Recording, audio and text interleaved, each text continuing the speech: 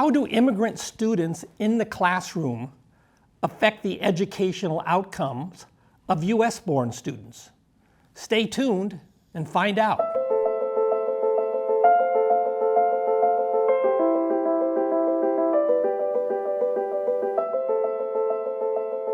Welcome to Economics Applied, a Hoover Institution podcast. I'm Stephen Davis, a senior fellow at the Hoover Institution. Joining me today in person are two highly accomplished researchers. Over to my left here, we have Paula Sapienza.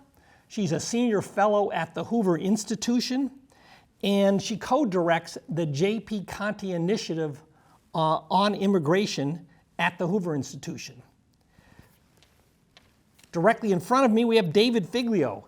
He's professor of economics and education at University of Rochester, and he's a visiting fellow at the Hoover Institution right now.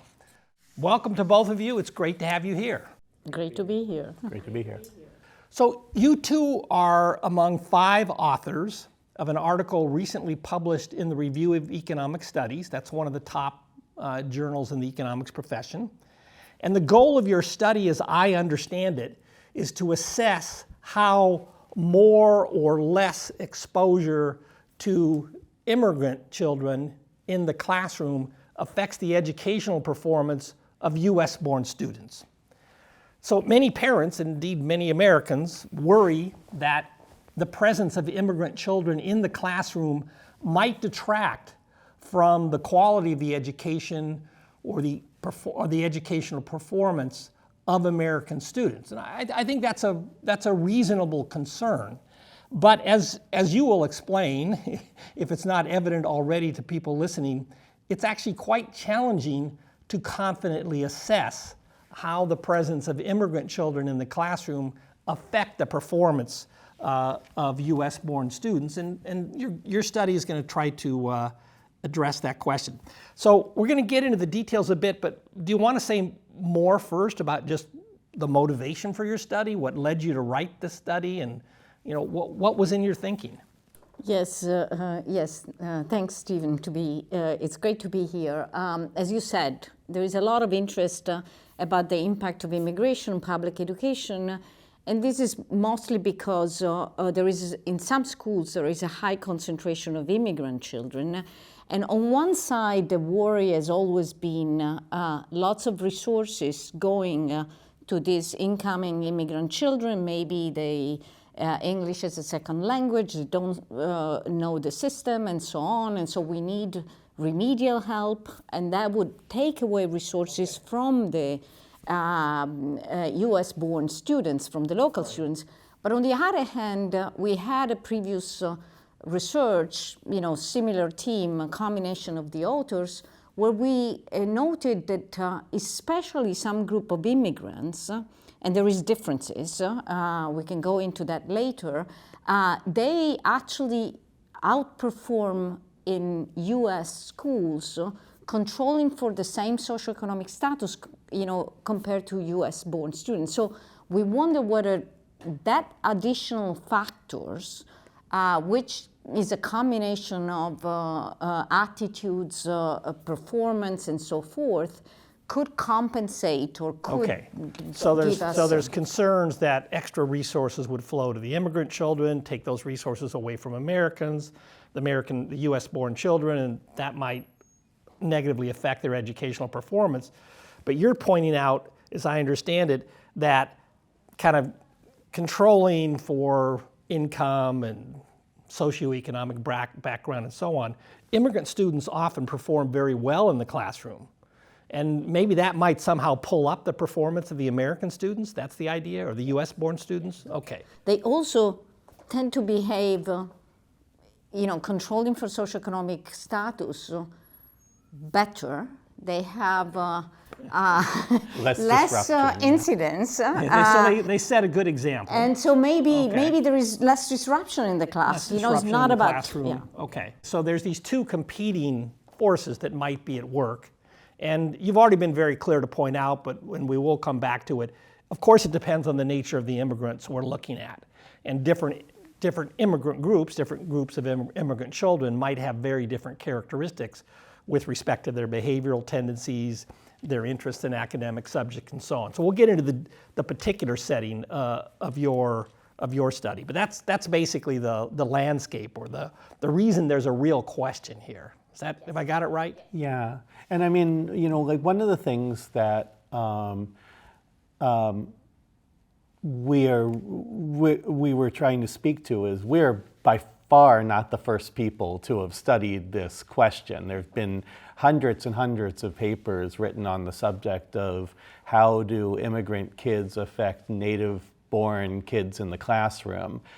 But there's this fundamental challenge to actually studying that. If you look just cross-sectionally, right, the classrooms with more immigrant kids in the classroom, native-born kids are doing worse. So it's easy for you to think, just looking at that, that more immigrant kids in the classroom are making native-born kids do worse. Okay, so that's kind of seems like sense. Well, what's wrong with taking that approach? Why doesn't that work? What's wrong with that is that immigrant kids are not randomly dropped into schools, and native-born kids are not randomly dropped into schools. Okay, so we're not just randomly parachuting immigrant children in more in some schools, less in others. Exactly. Okay. Yeah, immigrant kids tend to end up, because immigrants in the United States are disproportionately relatively low income, they tend to be in neighborhoods with more low-income native-born kids who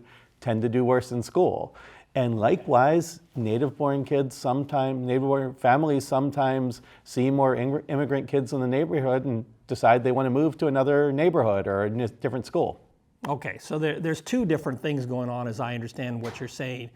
The immigrant children are non-randomly distributed across schools in a way that might affect average performance outcomes at those schools among the US-born students, but also the parents of these US-born students might respond to the presence of more immigrants by taking some of their kids out of the schools, and my guess, you can tell me if I'm wrong, it's largely the more affluent, the more affluent parents who would take their kids out of school, and well, it's a fact that more affluent students, the students of more affluent parents tend to perform better in schools, other things equal. That's exactly so there's right. two different sources of confusion here as to why you can't just take the simple-minded approach and look to see whether schools with more immigrant children perform better or worse. Right. And your study, so just to make sure before we get into the details, your study, I don't know if it's unique, but one of its strengths is that it's simultaneously addressing both of those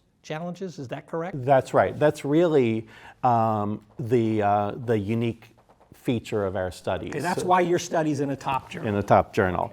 So for years, people have been dealing with that first source of confusion, the fact that immigrant kids are not randomly just dropped into schools. And we're certainly not the first people to worry about the fact that native-born kids are also not randomly assigned to schools either, but nobody had the data to deal with it. Okay. But we had the insight. Okay, so let's. I think we've laid out the main challenges to confident assessment here. Let's start to get into the details of your setting, and because as we've already said, the context is likely to matter in terms of the immigrant groups at issue and where they go to school and so on. So tell us about the setting for your study. We have two major advantages vis-a-vis the rest of the literature. The first one is we can see the students over time. Okay. So we're going to have a very precise measure of exposure because we're going to measure cumulative exposure over time. That's going to be a huge advantage. But the second one, which really addressed what David was saying, is we have birth information of each one of these students, and so we can actually connect siblings within each other. And as you were pointing out, a key determinant, a key correlation with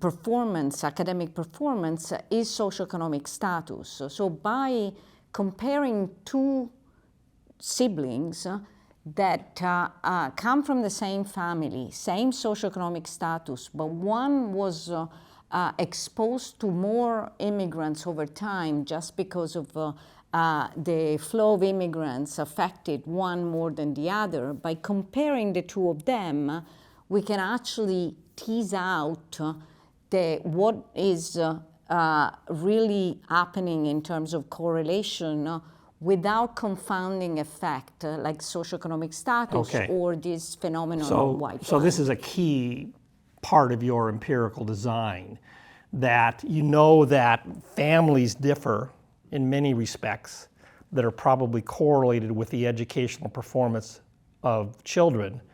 And so you're going to be comparing, say, two brothers or a brother and sister within the same family that, because they went to school at different times, happen to be exposed to different degrees of exposure to immigrant children in the classroom. Is that the idea? Yes, in fact, all our effect is going to be measured exactly by comparing siblings. Okay, and that's So how that- you're kind of controlling or conditioning out in statistical language these differences across families, which we know matter a lot, but which are kind of hard to get a handle on directly. Okay, so where are we looking here? I think it's the state of Florida, as I understand. It's K through 12 public schools. It's 2002 to 2012. I've gotten down here in my notes, and you've been working with the Florida data for a long time in many studies, and that's linked to records on where these kids were born, right? So we know who was born in the U.S., who was not. We follow them over time. This is the cumulative exposure measure that Paula mentioned. So that's the setting, right? That's the setting. So Florida, third biggest state in the country. Lots of immigrants. Lots of immigrants. In fact, Florida has a very diverse set of immigrants. I mean, overwhelming majority of the immigrants in Florida are from Central and South America or from the Caribbean region, but there are also a good number of immigrants from Africa, from Eastern and Southern Asia, from Europe, for example. And the data, the Florida state administrative data, are really very rich. So we know the country of origin of every single immigrant in the state through the school records. And thanks to the match with the birth records, we know whose siblings with whom.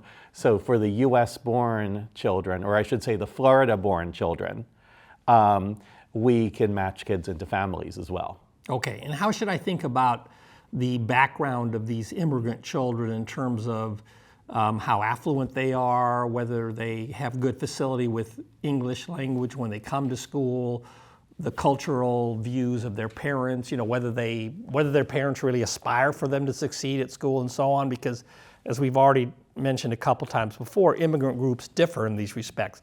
Give us the profile or the distribution of the profiles for the immigrant students who are in your study. Sure. So there are hundreds of thousands of immigrant kids, and they're very diverse in all of these different settings. They're diverse in terms of their country of origin. They're diverse in terms of parental income and parental education. I'll mention a little bit, and I bet Paolo will join in a little bit in terms of maybe some things about the aspirations of the families. Disproportionately, immigrants in Florida, just like in the rest of the United States, are relatively low income. So I don't remember the precise number, but I'm going to ballpark estimate somewhere between 2/3 and 75% of the immigrant kids in our sample are eligible for subsidized school meals. Okay. So those are people at or near the poverty line. For example, the majority of the immigrant kids in the data are limited English proficient. They come from households where a different language other than English is the language spoken at home, overwhelmingly Spanish, but not exclusively Spanish. So this actually gets into some of the concerns that Paolo was mentioning at the beginning.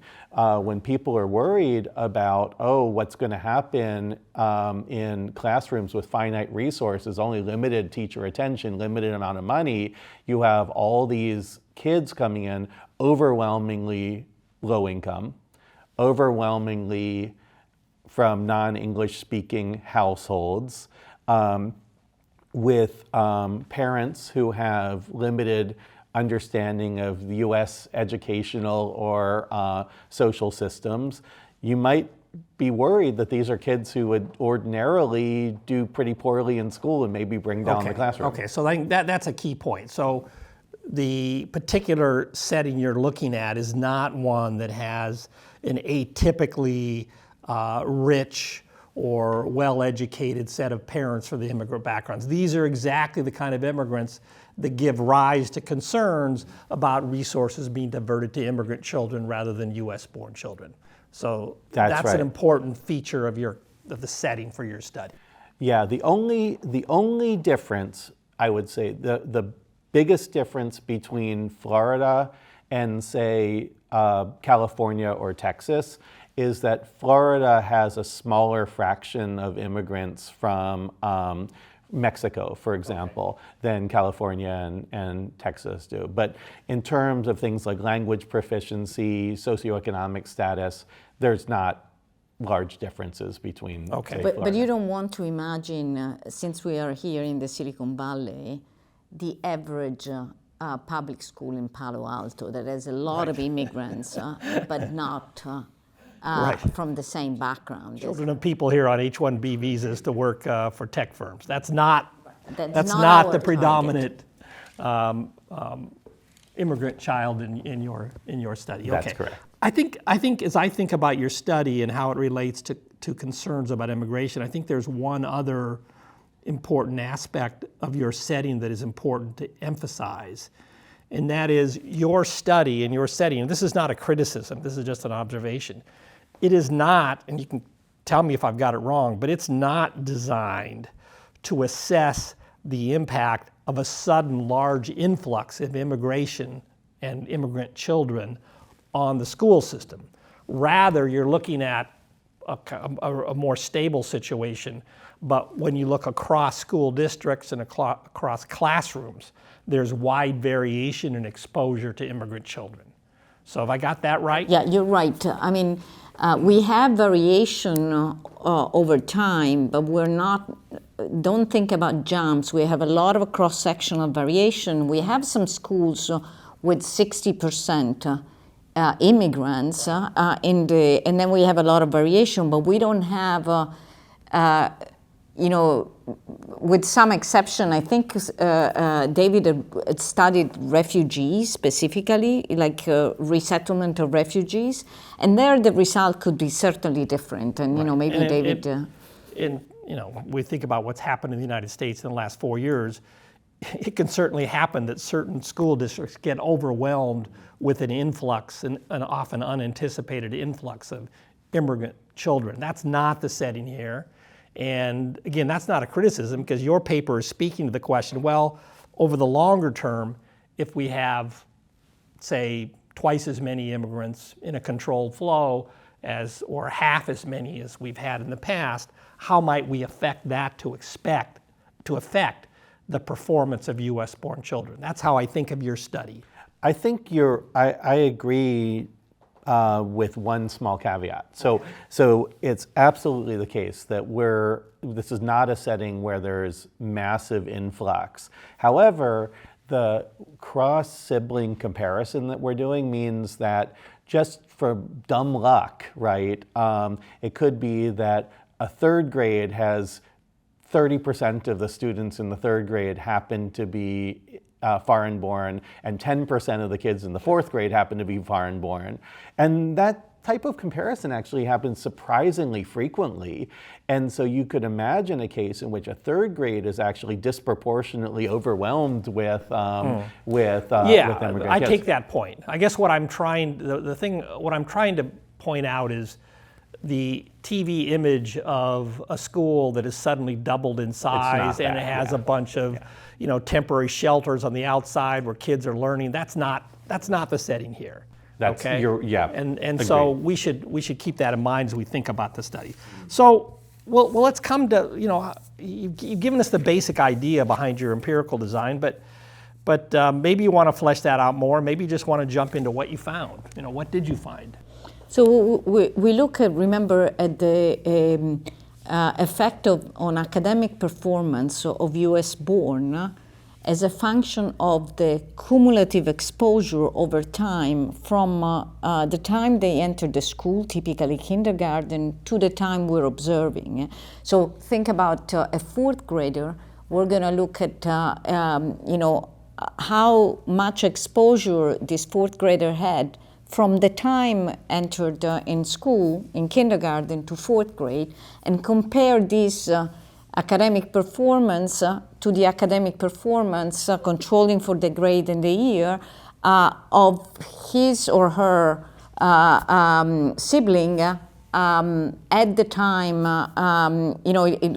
who is in a different grade and has been exposed in a different way. And because you have many, many thousands of these sibling pairs, you have a large data set, you can look at the average outcome across and the we look sibling at standardized math scores, standardized reading scores, and then we look at this variable which is disciplinary incidents, which are large enough that are being noted in the like you're suspended from school or something like that, or right. Okay. So we look at these three variables, and what we see is that when we control for the environment, the school, but we don't take into account we don't compare just directly to sibling. We find what the rest of the literature had found, so a negative correlation between size of the immigrant exposure. This is where you're not controlling for the influence of family. Exactly. Once we control for the family, we see that the result flips. It's slightly larger in math than in reading.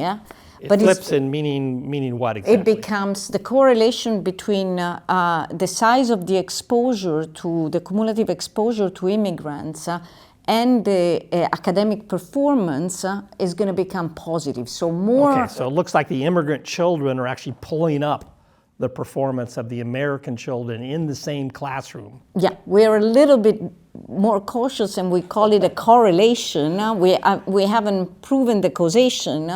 Because we observe that the two things are positively correlated. In economics, there is a lot of debate about correlation. Okay, but this seems like better evidence than most of the evidence that we have to speak to the causal effects of immigrant children in the classroom. Especially because we're looking over time, we're really measuring the lagged exposure. And again, your main result, I just want to make sure this is very clear to everybody. Your main result, where you say it looks, and I'm going to use my language here, which you guys might find a little too strong, it looks as if the presence of more immigrant children in the classroom pulls up the performance of the US-born students, especially in math. And that's the result that comes out when you're looking at these between sibling comparisons. And it overturns the more conventional results that kind of confounds that effect with differences across families in how likely their kids are to perform well in the classroom anyway. So that's really a key innovation in what you're doing. Suggesting that indeed this concept of white flight, so this idea that if you're affluent and you can, you move away, and so there is a correlation between the fraction of students in a school and the socioeconomic status of the families, is indeed one of the main mechanisms through which the traditional result has been founded. Just correct me if I'm wrong, but my understanding is your study is consistent with this idea of white flight, but maybe it's perhaps more accurate to think of flight of affluent. That's correct. That's right. It's not just whites. The flight of the affluent. That is a phenomenon that's been uncovered in many studies. Is that correct? That's right. Okay, so we know this is happening And we know, other things equal, that that kind of flight of the affluent will tend to pull down the performance, the average educational performance of students in the schools from which they are fleeing. And it looks like they're more likely to flee when there's more immigrants. So I want to just digress for a minute here, because that's an interesting phenomenon all by itself. And there's many potential explanations for it. It might be that there's bigotry among these affluent people, but it doesn't have to be that. It could be that they think that the educational performance of their students will be undermined by many immigrants. Your study suggests otherwise. But here's what I wanted to get to, and I don't think you talk about this in the study, but maybe I missed it. Is it that there's something else about the quality of the educational outcomes that is being affected by the presence of immigrants that is not captured in your particular performance measures? Like, in other words, is there a rational reason for the affluent to flee? Why are they fleeing? And is there a rational reason? There could be many reasons, because it's not necessarily just about education. Remember, most parents send their kids to the school nearby, and so is the amenities. As you become more affluent, maybe you like a different type of neighborhood, and that doesn't mean that you don't like you may like a neighborhood that has more parks or some other things. And so we don't know what we call it flight, but in reality we don't see people leaving. We just see fewer people who are affluent in the school where there are more immigrants. Instead of flight, you could just call it sorting. Exactly. We know people sort on many, many characteristics. The homophily idea that people tend to be attracted to that which is like them, and it involves amenities, and amenities can be like, what kind of restaurant do you like? Yeah, but the other thing is, if you have means, you can choose. So what we study, at one point we separate the group of US-born students between the affluent and non-affluent and minority students. And what we notice is that while the result really flips in the first case, so we see this negative correlation that becomes positive later on, when we look at the non-affluent, we see that the result is always positive. Why? Because there isn't this sorting, as you say. Okay, that's a little subtle, but so let me try to restate it. I'm not sure I actually understand as I try to restate it. This white flight phenomenon is obviously going to be concentrated among the more affluent. But then, so the non-affluent aren't leaving. Yeah. Okay, so you're just saying that's very simple, yeah. Yeah, okay, so if you focus on the non-affluent to start with, then even the simpler approach used in the previous literature tends to find more positive effects, which is consistent with the kind of so-called selection story that you're telling. Okay, so that's interesting. But let me just ask you a related question. Does your study say anything about whether your best estimate of a causal effect of immigrant children on US-born students varies with the socioeconomic background of the US-born students? So you hinted earlier at these disciplinary issues, behavioral issues. Well, I think you can tell me if you disagree, but I think it's kind of well understood that behavioral difficulties among students in school are more common for students who come from lower income, less advantaged backgrounds.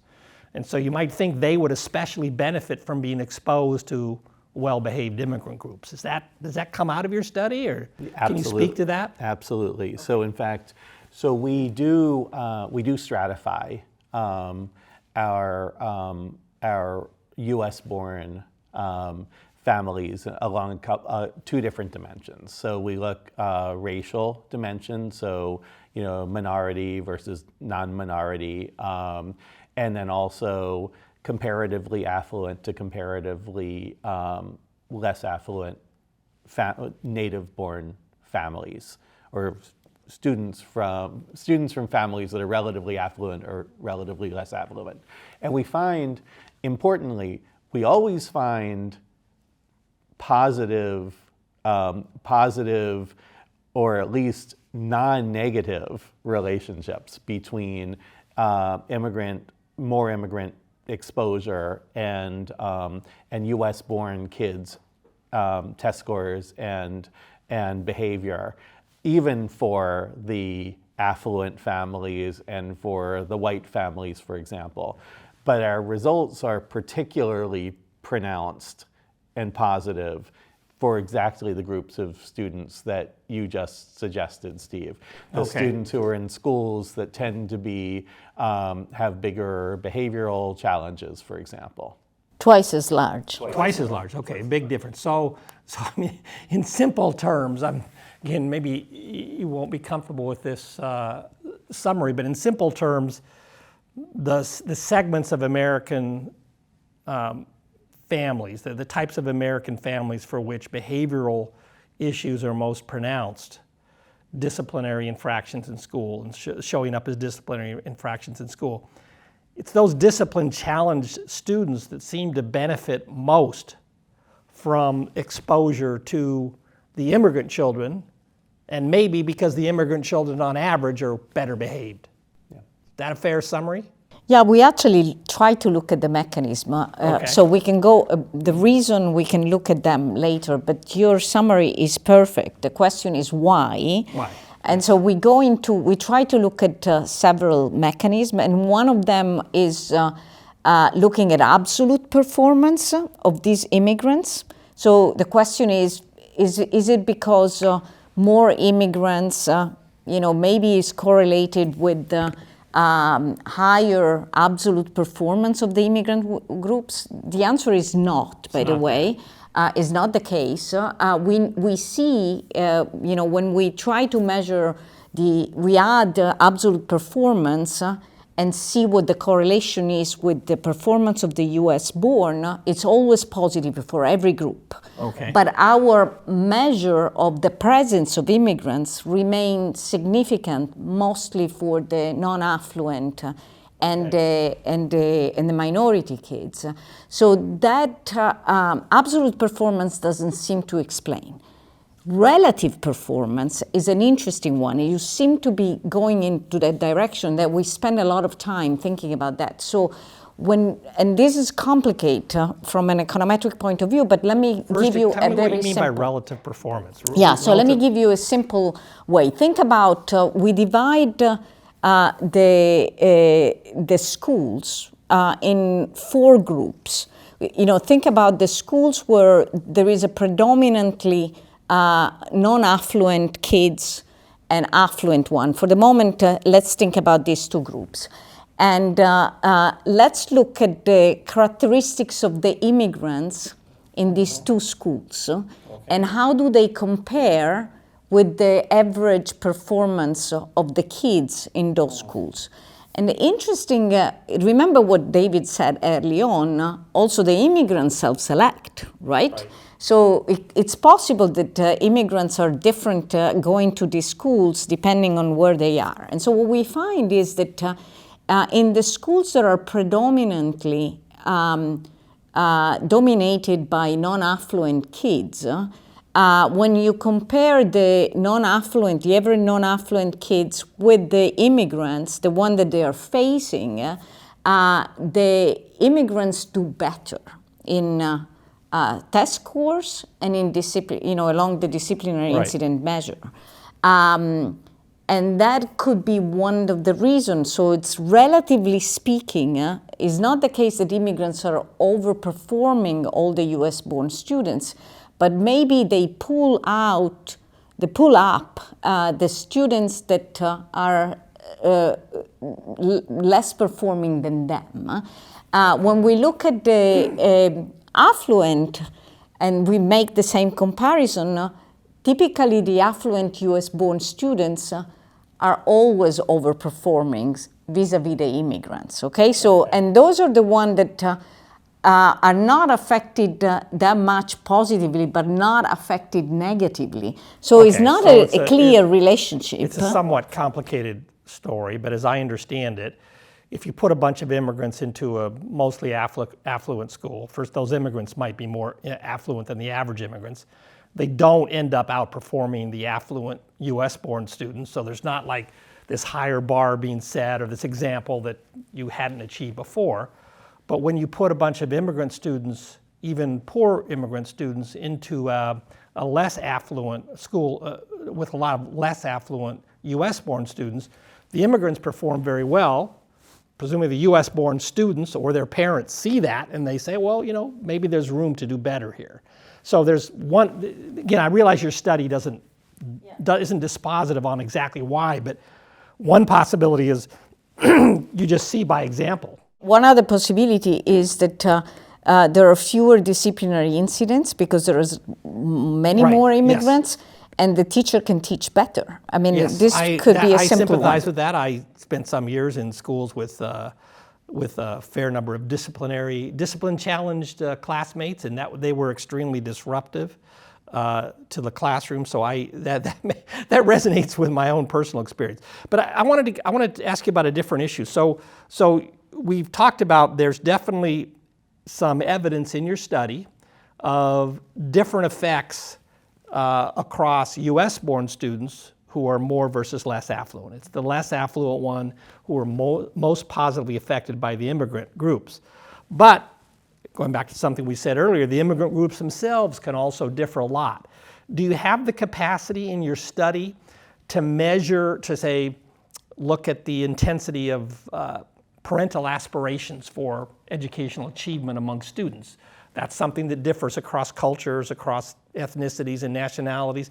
Can you measure that and then see whether that actually matters for the performance of not just the immigrant children, but the US-born students? Can you speak to that? So we can get part of the way there. So Paula was mentioning earlier that, so our first joint paper together was actually a study just about immigrants themselves. And we were curious about, we and two other co-authors were curious about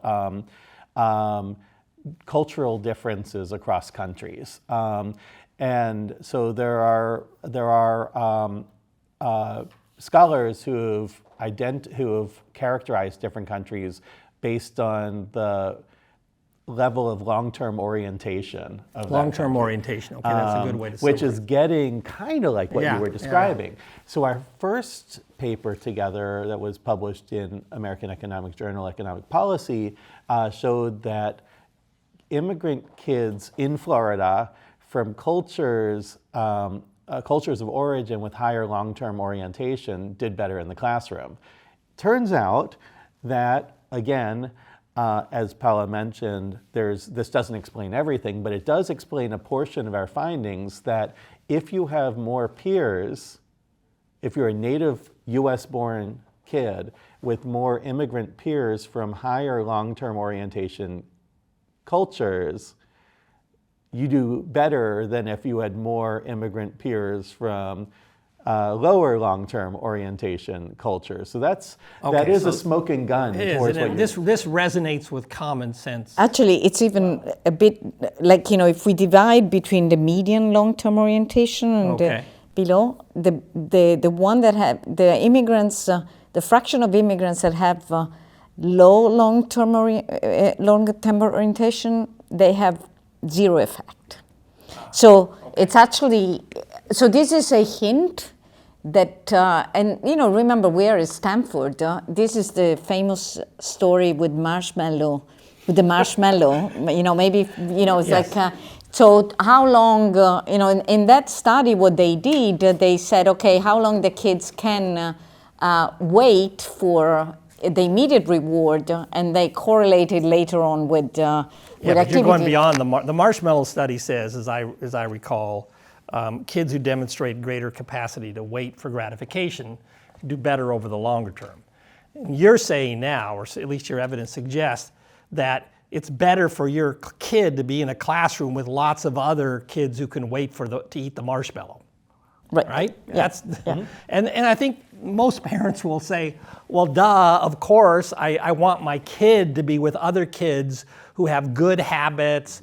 I don't want, not everybody, but most parents will think, I'd like my kid to have friends who help cultivate a forward-looking outlook on life, good habits, good behavior, and so on, because these things tend to spread across peers within the classroom, right? That's I realize you don't fully prove that, but that's consistent.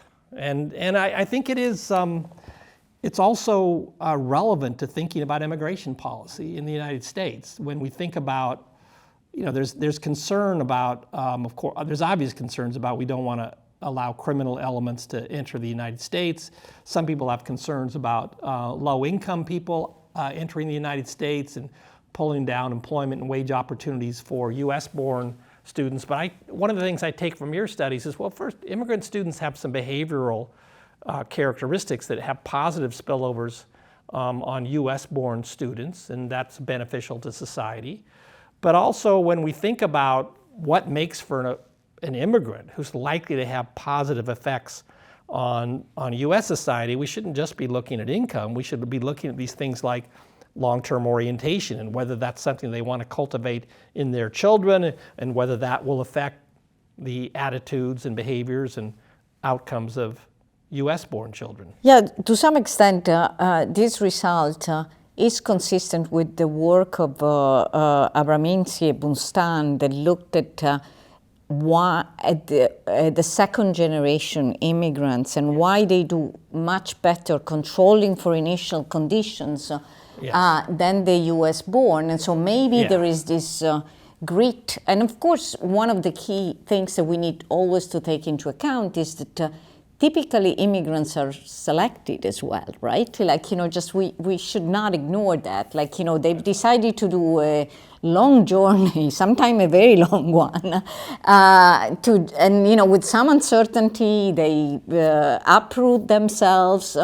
And so maybe that really is a measure of willingness to invest in the future. Right, yes, it takes a lot of gumption and dedication, especially as a parent, to uproot yourself, put yourself in another society that you're not very familiar with, in the hopes that your child will have a better life. And that's a powerful motivator.